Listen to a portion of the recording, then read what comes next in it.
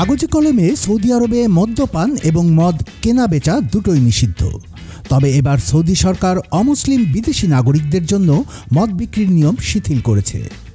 যে সমস্ত অমুসলিম বিদেশি নাগরিকরা মাসে অন্তত 50,000 রিয়াল আয় করেন তারা এবার দেশটিতে মদ কিনতে পারবেন। রাজধানী রিয়াদে অবস্থিত দেশের একমাত্র মদের দোকানে প্রবেশ করতে হলে ক্রেতাদের অবশ্যই বেতনের প্রমাণ দেখাতে হবে।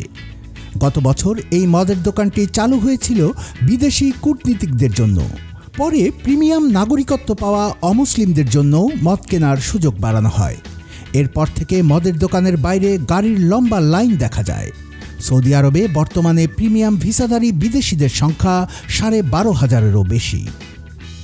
তবে মদ বিক্রির এই নতুন খবর নিয়ে স্থানীয় গণমাধ্যমে কোনো সংবাদ নেই।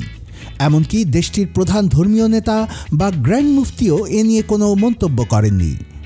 আন্তর্জাতিক সংবাদ সংস্থা ব্লুমবার্গ এ বিষয়ে মন্তব্য চাইলেও সৌদি আরব সরকার কোনো জবাব দেয়নি।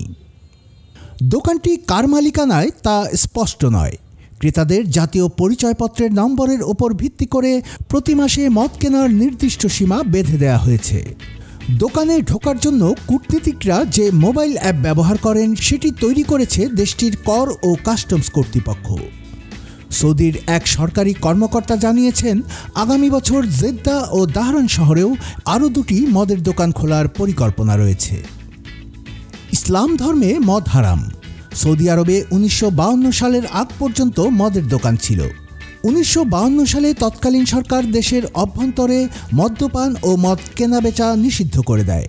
তবে 2017 সালে যুবরাজ মোহাম্মদ বিন সালমান সৌদির ক্রাউন প্রিন্স এবং প্রধানমন্ত্রীর আসনে বসলে বদলাতে শুরু করে পরিস্থিতি।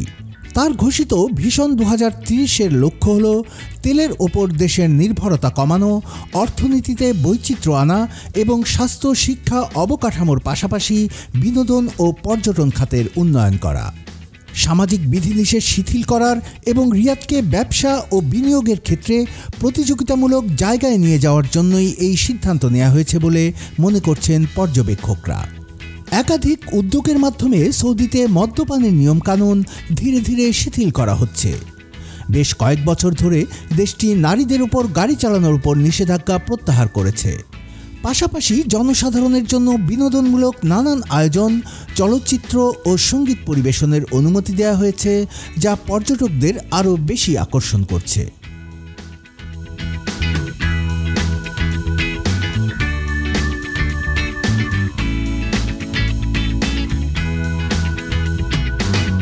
কুমিল্লার কাগজ, নিউজ ডেস্ক।